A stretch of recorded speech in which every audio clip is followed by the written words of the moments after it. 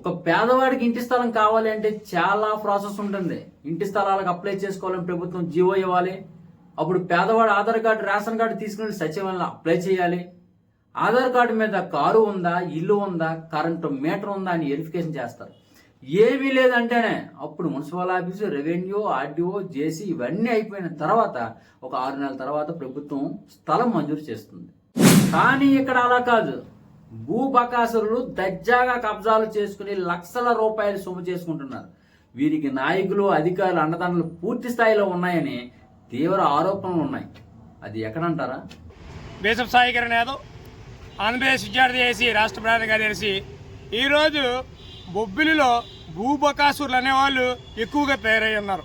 ఈరోజు పేదల గురించి ఏదైతే ప్రభుత్వ స్థలం ఉందో అదే ఇందిరమ్మ కాలనీ అవ్వచ్చు, లేకపోతే ఈరోజు కబ్జాకి అతి ఎక్కువగా గురవుతున్న ఐటీఐ కాలనీలో స్టేడియంకి వెళ్ళే రహదారిని కూడా ఈరోజు లేఅవుట్లుగా వేసి అమ్ముకునే పరిస్థితి కనిపిస్తూ ఉంది.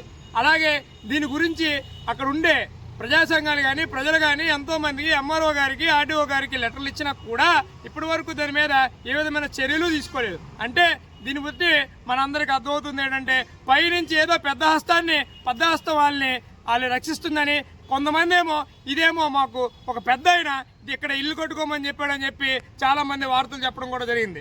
అలాగే యథేచ్ఛగా ప్రభుత్వ ల్యాండ్లో, ప్రభుత్వ స్థలాల్లో పిల్లర్లు వేసి హ్యాపీగా డబుల్ బెడ్రూమ్ ఇల్లు కట్టించుకునే పరిస్థితి.